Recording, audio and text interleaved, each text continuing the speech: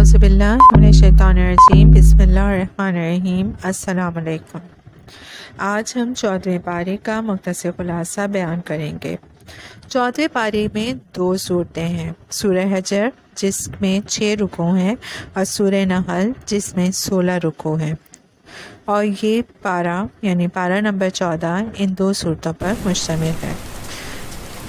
چلیں آئے ہم آغاز کرتے ہیں سورہ حجر سے، اور سورہ حجر جو ہے وہ ایمانیات کا مؤثر بیان پیش کرتی ہے۔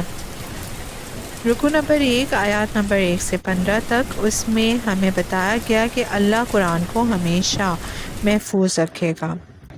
پہلے رکوع میں نبی اکرم صلی اللہ علیہ وسلم کی حقانیت و صداقت کی گواہی دیتے ہوئے آگاہ کیا گیا کہ ان پر جو قرآن نازل ہو رہا ہے وہ اللہ کا کلام ہے، اور اللہ اپنے اس کلام کو خود ہی محفوظ رکھے گا۔ اس میں اللہ تعالیٰ نے فرمایا ہے کہ بے شک ہم نے ہی قرآن نازل کیا اور ہم ہی اس کے محافظ ہیں۔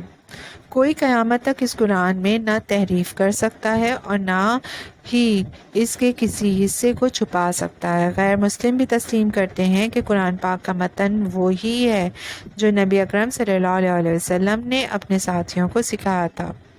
رکوع نمبر 2 آیات نمبر 16 سے 25 تک، دوسرے رکوع میں اللہ تعالیٰ کی کئی نعمتوں کا ذکر ہے۔ اللہ تعالیٰ نے آسمان پر ستارے بنائے جو آسمان کی زینت ہیں، اور وہ حفاظتی چوکیاں ہیں جہاں سے فرشتے ان سرکش شیاطین کو مار بھگاتے ہیں جو اوپر جا کر کچھ غیب کی خبریں اچک لینے کی کوشش کرتے ہیں۔ زمین سے اللہ تعالیٰ نے تمام مخلوقات کے لیے رزق پیدا فرمایا۔ اللہ کے پاس اس رزق کے خزانے ہیں، لیکن وہ اسے ضرورت کے مطابق ہی پیدا کرتا ہے۔ پانی جیسی نعمت کا اللہ نے ایک گردشی نظام بنایا جس سے ہم سارا سال تازہ پانی حاصل کرتے ہیں، ورنہ ہم خود اپنی ضرورت کے لیے سال بھر کا پانی جمع نہیں کر سکتے تھے۔ البتہ یہ ساری نعمتیں وقتی اور فانی ہیں۔ روز قیامت اللہ ہم سے سوال کرے گا کہ تم نے نعمتوں پر شکر کیا یا نہیں، نعمتیں استعمال کر کے ہماری اطاعت کی یا نافرمانی۔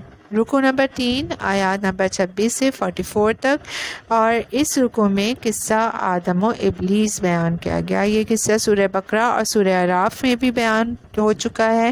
اس رکوع میں یہ امتیازی نقطہ بیان ہوا کہ انسان کی اصل عظمت روح ربانی کی وجہ سے ہے۔ اللہ نے فرشتوں کو حکم دیا کہ جب میں آدم علیہ السلام کو بنا سنوار لوں اور ان میں اپنی روح ڈال دوں تو تم سب ان کے سامنے سجدے میں گر جانا۔ گویا انسان محض ایک حیوان نہیں بلکہ اس کے خاک وجود میں اللہ نے اپنی روح ڈال کر اسے اشرف المخلوقات بنا دیا ہے۔ ڈارون کا یہ نظریہ باطل ہے کہ انسان حیوان ہی کی ایک ریفائنڈ شکل ہے۔ رکوع نمبر 4 آیات نمبر 45 سے 60 تک، چوتھے رکوع میں بشارت دی گئی کہ اللہ جب اپنے بندوں کو جنت میں داخل کرے گا تو اگر ان کے درمیان دنیا میں کوئی رنجش تھی تو اسے ختم کر دے گا۔ وہ جنت میں محبت کرنے والے بھائیوں کے ساتھ رہیں گے۔ اس رکوع میں اللہ تعالیٰ کی 2 شانیں بیان کی گئی ہیں۔ اے نبی، میرے بندوں کو بتائیے کہ میں بہت بخشنے والا اور بہت رحم کرنے والا ہوں، لیکن میرا عذاب بھی بڑا دردناک عذاب ہے۔ ہمیں اپنے طرز عمل سے خود کو اللہ کی کسی ایک شان کا مستحق بنانا ہے۔ اللہ کی اطاعت اس کی رحمت میں داخل کر دے گی اور اس کی نافرمانی دردناک عذاب سے دوچار کر دے گی۔ اللہ ہمیں اپنی اطاعت کی توفیق عطا فرمائے، آمین۔ رکوع نمبر 5 آیات نمبر 61 سے 79 تک، 5ویں رکوع میں قوم لوط پر بدترین عذاب کا ذکر ہے۔ وہ قوم ہم جنس پرستی کے گناہ میں مبتلا تھی۔ حضرت لوط علیہ السلام نے اسے بہت سمجھایا لیکن قوم نہیں سمجھی۔ اللہ نے نزول عذاب کے لیے فرشتوں کو خوبصورت لڑکوں کی صورت میں بھیجا۔ قوم نے انہیں بری نیت سے چھونے کی کوشش کی۔ فرشتوں نے حضرت لوط اور ان کے گھر والوں کو بستی سے نکلنے کے لیے کہا۔ وہ نکل گئے سوائے لوط علیہ السلام کی بیوی کے۔ وہ قوم کے ساتھ پیچھے رہ گئی۔ پھر فرشتوں نے اس قوم کی بستیوں کو الٹ دیا، پتھروں کی بارش نازل کر کے اسے تباہ کر دیا۔ اسی رکوع میں ان جنگل والوں پر بھی عذاب کا نزول کا ذکر ہے جن کی طرف حضرت شعیب علیہ السلام کو رسول بنا کر بھیجا گیا تھا۔ رکوع نمبر 6 آیات نمبر 80 سے 99 تک۔ آخری رکوع میں اللہ نے اپنے حبیب صلی اللہ علیہ وسلم کی دلجوئی کرتے ہوئے فرمایا کہ مشرکین کی سازشوں اور شرارتوں پر آپ صلی اللہ علیہ وسلم غمگین نہ ہوں۔ اللہ نے آپ صلی اللہ علیہ وسلم کو سورہ فاتحہ کی صورت میں 7 ایسی آیات عطا کی ہیں جو بار بار پڑھنے کے لائق ہیں۔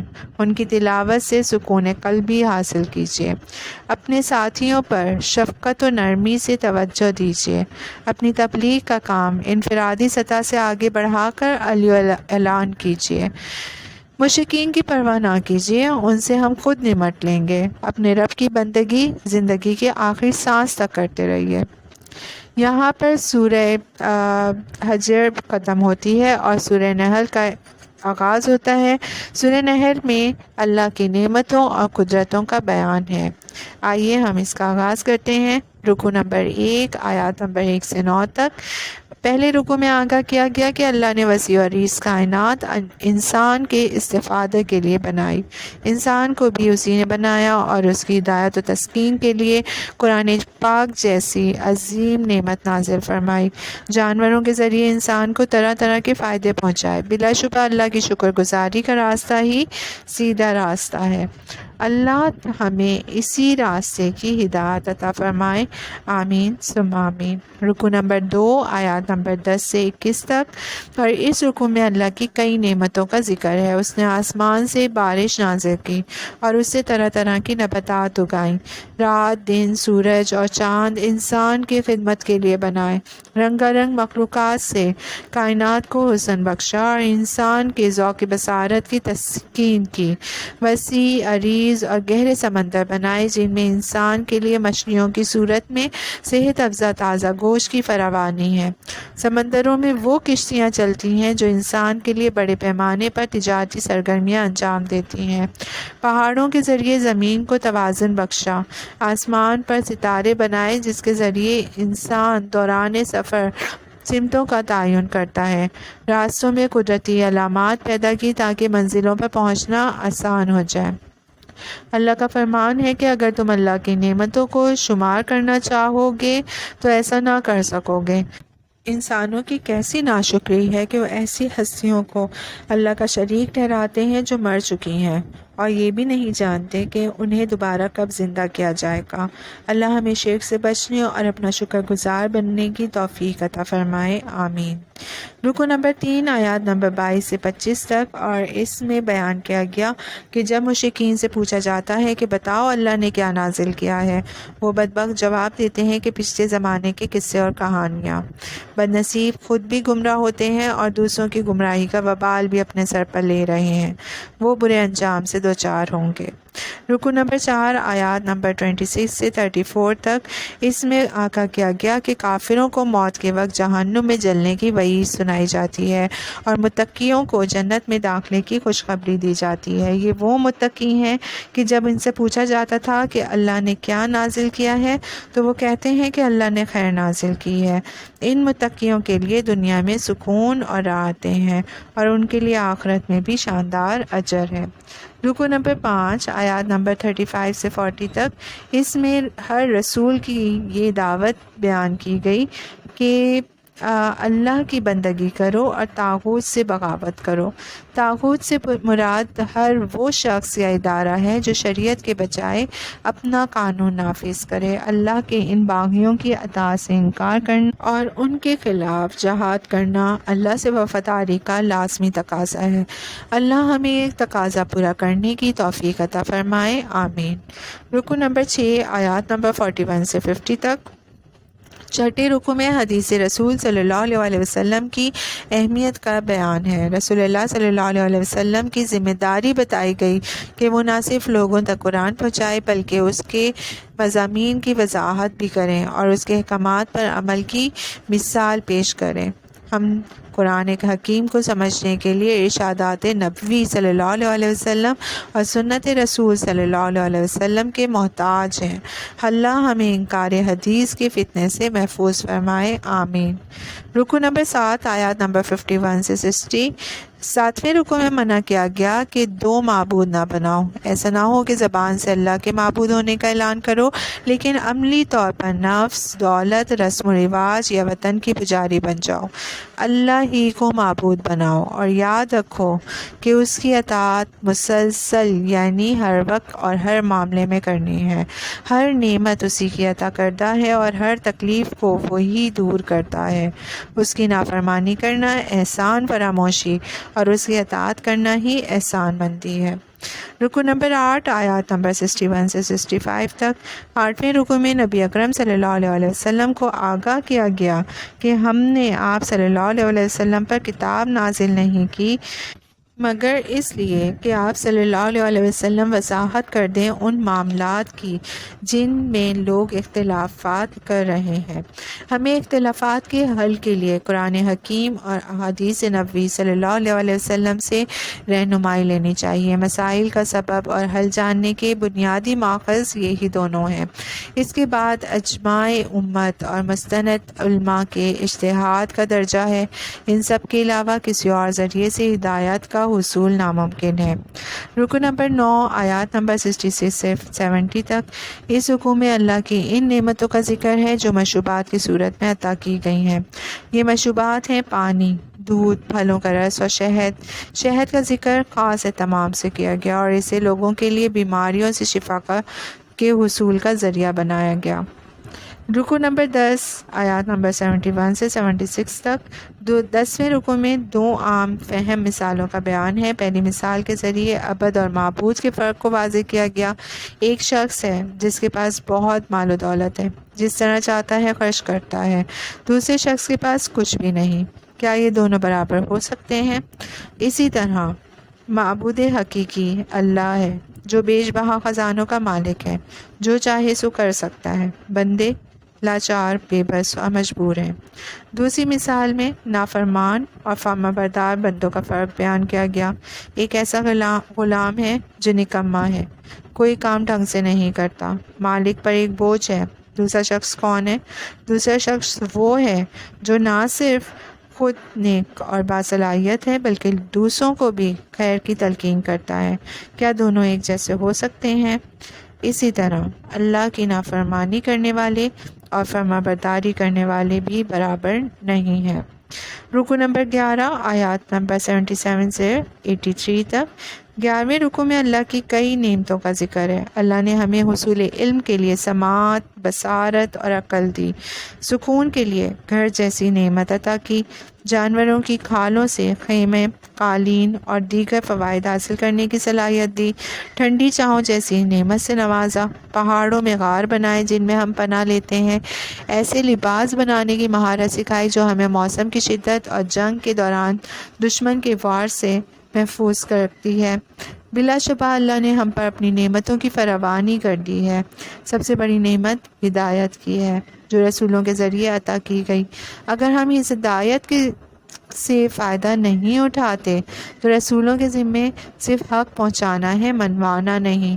اللہ ہمیں ہدایت کی راہ پر چلنے اور اپنا شکر گزار بندہ بننے کی توفیق عطا فرمائے، آمین۔ رکو نمبر 12ویں رکو میں نازک مضمون بیان ہوا کہ روز قیامت نبی اکرم صلی اللہ علیہ وسلم کو امت کے خلاف گواہ کے طور پر لایا جائے گا۔ آپ صلی اللہ علیہ وسلم اللہ کے سامنے گواہی دیں گے کہ میں نے امتیوں تک دین پہنچا دیا تھا، انہوں نے عمل کیا یا نہیں کیا اور وہ خود اس کے ذمہ دار ہیں۔ شرک کرنے والے اللہ سے کہیں گے کہ اے اللہ، یہ ہیں وہ بزرگان دین جن کو ہم نے آپ کے ساتھ شریک کیا تھا۔ بزرگان دین شرک کرنے والوں سے اعلان بیزاری کریں گے، اب شرک کرنے والوں کو ایسا عذاب دیا جائے گا جو مسلسل ہوگا اور اس میں کوئی کمی نہیں کی جائے گی۔ رکو نمبر 13 آیات نمبر 90 سے 100 تک، اور اس رکو میں چند اہم ہدایات کا بیان ہے۔ اللہ نے ہمیں عدل، احسان اور قرابت داروں سے حسن سلوک کا حکم دیا، بے حیائی، برائی اور زیادتی سے منع فرمایا، معاہدات کی پابندی کی تلقین کی، کسی گروہ سے معاہدے کے بعد اس کے معاملات میں دخل اندازی سے روکا، ایسے لوگوں کو پرسکون روحانی زندگی کی بشارت دی جو پورے اخلاص سے نیکیاں کرتے ہیں۔ مزید فرمایا کہ جب بھی تم قرآن پڑھو گے تو شیطان تمہیں قرآن سے ہدایت لینے سے محروم کرنے کی کوشش کرے گا، لہٰذا قرآن پڑھتے ہوئے مردود شیطان کے حملوں سے اللہ کی پناہ طلب کرو۔ رکو نمبر 14 اور آیات نمبر 101 سے 110 تک۔ 14ویں رکوع میں خبردار کیا گیا کہ جو لوگ ایمان لانے کے بعد مرتد ہو جائیں گے انہیں اللہ بہت شدید عذاب دے گا۔ انہوں نے وقتی مفاد کی خاطر دنیا کو آخرت پر ترجیح دے دی اور دائمی خسارے کا سودا کر لیا۔ البتہ اگر کوئی جان کے خوف سے ظاہری طور پر کلمہ کفر کہہ دے تو اللہ معاف کر دے گا۔ ہمیں اللہ ایمان پر استقامت عطا فرمانے کی توفیق عطا فرمائے، آمین ثم آمین۔ رکوع نمبر 15 آیات نمبر 111 سے 119۔ 15ویں رکوع میں آگاہ کیا گیا کہ جو قوم اللہ کی نعمتوں کی ناشکری کرتی ہے تو اللہ اس پر بھوک اور خوف کا عذاب مسلط کر دیتا ہے۔ ایک طبقہ فقر و فاقہ کی وجہ سے خودکشی کرنے پر مجبور ہو جاتا ہے اور دوسرے طبقے کی ہوس کی بھوک مٹتی ہی نہیں، وہ لوٹ کھسوٹ کے سابقہ ریکارڈ توڑ دیتا ہے۔ اندرونی طور پر بدامنی اور لاقانونیت سے مال و جان کو خطرات لاحق ہو جاتے ہیں، اور بیرونی طور پر دشمنوں کی سازشوں اور جارحیت کا خوف بھی مسلط ہو جاتا ہے۔ آج اہل پاکستان اپنی ناشکری اور دین سے بے وفائی کی پاداش میں بھوک اور خوف کے مذکورہ بالا عذاب سے دوچار ہیں۔ اللہ ہمیں انفرادی و اجتماعی سطح پر سچی توبہ کی توفیق عطا فرمائے، آمین۔ اب سورہ نحل کا آخری رکوع ہے، رکوع نمبر 16 آیات نمبر 120 سے 128 تک، اور اس میں حضرت ابراہیم علیہ السلام کی تحسین کی گئی ہے کہ وہ اللہ کے فرمانبردار اور شکر گزار بندے تھے۔ تلقین کی گئی کہ حضرت ابراہیم علیہ السلام کی روش کی پیروی کرو۔ اللہ نے ہر محبت کو اللہ کی محبت کے سامنے قربان کر کے توحید خالص کی عملی مثال قائم کر دی۔ اس رکوع میں یہ ہدایت بھی دی گئی کہ اپنے رب کے راستے کی طرف دعوت دو، دلائل کے ساتھ اور درد بھرے واعظ کے ساتھ، اور بحث کرو بڑی شائستگی سے۔ اللہ ہمیں قرآن کے ذریعے دعوت دین کی ذمہ داری ادا کرنے کی توفیق عطا فرمائے، کیونکہ قرآن میں دلائل بھی ہیں، بڑا عمدہ واعظ بھی ہے اور تمام فتنوں کا رد بھی ہے۔ آخر میں نبی اکرم صلی اللہ علیہ وسلم کو مخالفین کی ایذا رسانیوں پر صبر کرنے کی تلقین کی گئی، بشارت دی گئی کہ اللہ کی رحمت اور نصرت متقی اور نیک لوگوں کے ساتھ ہے۔ یہاں پارہ نمبر 14 کا اختتام ہوتا ہے۔ مجھے امید ہے کہ آپ لوگوں کو اس کا خلاصہ بہت آسانی سے سمجھ آیا ہوگا۔ انشاءاللہ نیکسٹ ویڈیو میں ہم 15ویں پارے کا آغاز کریں گے۔ اللہ ہمیں سمجھنے اور سمجھانے دونوں کی توفیق عطا فرمائے، آمین ثم آمین۔ اعوذ باللہ من الشیطان الرجیم، بسم اللہ الرحمن الرحیم۔ السلام علیکم۔ آج ہم 14ویں پارے کا مختصر خلاصہ بیان کریں گے۔ 14ویں پارے میں 2 صورتیں ہیں، سورہ حجر جس میں 6 رکوع ہیں اور سورہ نحل جس میں 16 رکوع ہیں، اور یہ پارہ یعنی پارہ نمبر 14 ان 2 صورتوں پر مشتمل ہے۔ چلیں آئے ہم آغاز کرتے ہیں سورہ حجر سے، اور سورہ حجر جو ہے وہ ایمانیات کا مؤثر بیان پیش کرتی ہے۔ رکوع نمبر 1 آیات نمبر 1 سے 15 تک، اس میں ہمیں بتایا گیا کہ اللہ قرآن کو ہمیشہ محفوظ رکھے گا۔ پہلے رکوع میں نبی اکرم صلی اللہ علیہ وسلم کی حقانیت و صداقت کی گواہی دیتے ہوئے آگاہ کیا گیا کہ ان پر جو قرآن نازل ہو رہا ہے وہ اللہ کا کلام ہے، اور اللہ اپنے اس کلام کو خود ہی محفوظ رکھے گا۔ اس میں اللہ تعالیٰ نے فرمایا ہے کہ بے شک ہم نے ہی قرآن نازل کیا اور ہم ہی اس کے محافظ ہیں۔ کوئی قیامت تک اس قرآن میں نہ تحریف کر سکتا ہے اور نہ ہی اس کے کسی حصے کو چھپا سکتا ہے۔ غیر مسلم بھی تسلیم کرتے ہیں کہ قرآن پاک کا متن وہی ہے جو نبی اکرم صلی اللہ علیہ وسلم نے اپنے ساتھیوں کو سکھایا تھا۔ رکو نمبر 2، آیات نمبر 16 سے 25 تک۔ دوسرے رکو میں اللہ تعالیٰ کی کئی نعمتوں کا ذکر ہے۔ اللہ تعالیٰ نے آسمان پر ستارے بنائے جو آسمان کی زینت ہیں، اور وہ حفاظتی چوکیاں ہیں جہاں سے فرشتے ان سرکش شیاطین کو مار بھگاتے ہیں جو اوپر جا کر کچھ غیب کی خبریں اچک لینے کی کوشش کرتے ہیں۔ زمین سے اللہ تعالیٰ نے تمام مخلوقات کے لیے رزق پیدا فرمایا۔ اللہ کے پاس اس رزق کے خزانے ہیں، لیکن وہ اسے ضرورت کے مطابق ہی پیدا کرتا ہے۔